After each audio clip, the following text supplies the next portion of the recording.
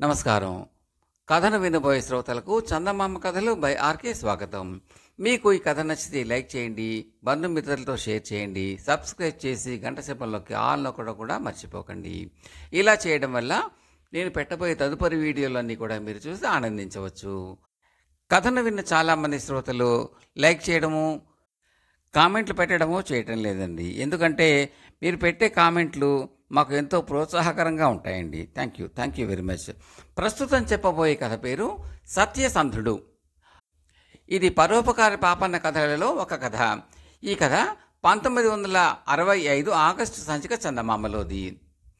ఒకనాటి రాత్రి బాగా పొద్దుపోయి ఒక అవిటివాడు పాపన్న ఇంటిని వెతుక్కుంటూ వచ్చాడు.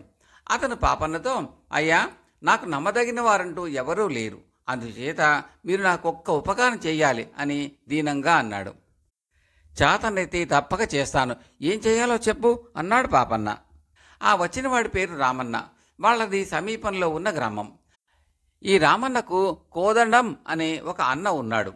అతను ఆ గ్రామంలోని ధనికులలో ఒకడు. రామన్న చిన్నతనంలోనే చెట్టు నుంచి కిందపడి ఒక చెయ్యి విరక్కొట్టుకుని అవిటివాడు అయ్యాడు. అది మొదలు కోదండం తన తమ్ముడికి తన ఇంట నౌకర హోదా మాత్రమే ఇచ్చి చాలా హీనంగా చూస్తూ వచ్చాడు. అవిటి వాళ్లకు అడుక్కు తినటం తప్ప మరో గతి లేదు అని అప్పుడు తమ్ముడికి జ్ఞాపకం చేస్తూ ఉండేవాడు. రామన్న తల్లి మట్టుకు తన చిన్న కొడుకు గురించి చాలా దిగులు పడుతూ ఉండేది. తాను హరి అన్న మరుక్షణం కోదండం రామన్నను ఇంటి నుంచి వెళ్ళగొట్టుతాడు అని ఆమెకు తోచింది. అందుచేత ఆవిడ రామన్న కోసం ఒక 100 వరహాలు పోగు చేసి వాటిని రహస్యంగా రామన్నకిస్తూ, వీటిని ఎక్కడన్నా దాచి ఉంచు, కష్టకాలంలో ఈ డబ్బు అక్కరకు వస్తుంది అని అన్నది. ఈ డబ్బు ఎవరి దగ్గర దాచడమ్మా అని రామన్నకు ఒక పెద్ద సమస్య అయి కూర్చుంది. అతను ఎవరినీ నమ్మలేడు. డబ్బు ఎవరి దగ్గర దాచినా తన అన్నకు తెలిసిపోతుంది. కోదండాన్ని తృణీకరించి రామన్నను ఆదుకోగలవారు ఎవ్వరూ లేరు. ఈ సమస్యతో సతమతమవుతున్న రామన్నకు పాపన్న జ్ఞాపకం వచ్చాడు.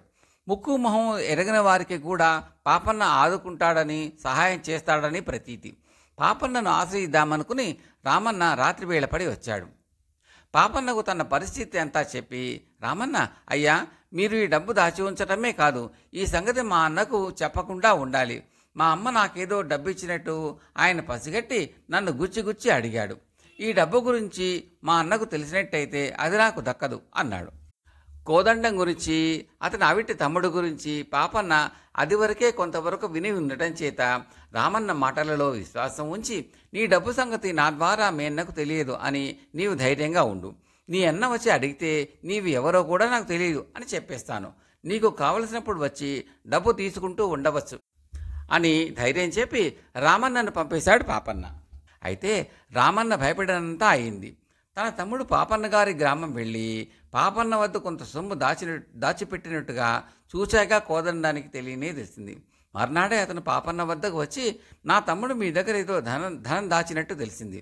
మీరు అలా చేయటం ఎంత మాత్రమూ భావ్యం కాదు. ఈ సంగతి తెలిసిన నలుగురు నన్ను గురించి ఏమనుకుంటారు? నేను తమ్ముడికి ద్రోహం చేసేవాణ్ణి అని అనుకోరా? వాడి డబ్బు నా దగ్గర ఉంటే నేను మింగేస్తానా? దాన్ని నాకు ఇచ్చేయండి అన్నాడు.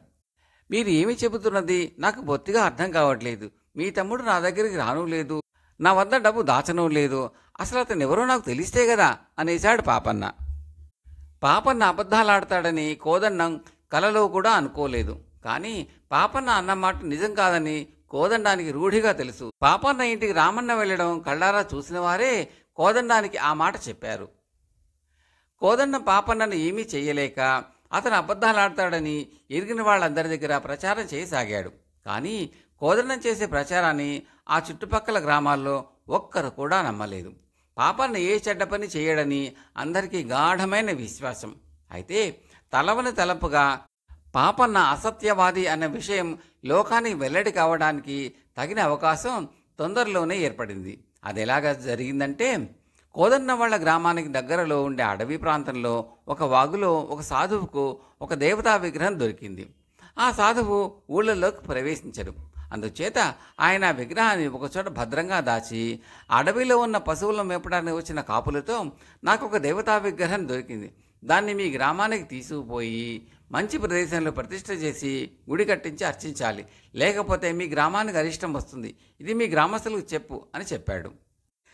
ఈ సంగతి గ్రామంలో తెలియగానే గ్రామ పెద్దలు గుడి కట్టించడానికి నిర్ణయించి అది కట్టడానికి చోటు కూడా చూసి చందాలు వసూలు చేయసాగారు. కోదండం లాంటి ధనికులు ముందుకు వచ్చి ఈ పని తమ పైన వేసుకున్నారు. కోదండమే అందరికన్నా పెద్ద మొత్తం చందా వేసి పెత్తనం వహించాడు. విగ్రహ ప్రతిష్టకు గాను పీఠం తయారైంది. విగ్రహాన్ని తీసుకురావడానికి గ్రామస్తులు మేళతాళాలతో బయలుదేరి సాధువు ఉండే చోటికి బయలుదేరారు. పూజారి స్నానం చేసి పరిశుద్ధుడై వచ్చి విగ్రహాన్ని ఎత్తబోయేసరికి అతని చేతులు చుర్రున కాలాయి. అతను బాధతో అరిచి వెనకడుగు వేశాడు. ఇది పవిత్రమైన విగ్రహం, సత్యవ్రతులు పుణ్యాత్ములు కానివాళ్లు దీన్ని తాకలేరు అన్నాడు సాధువు.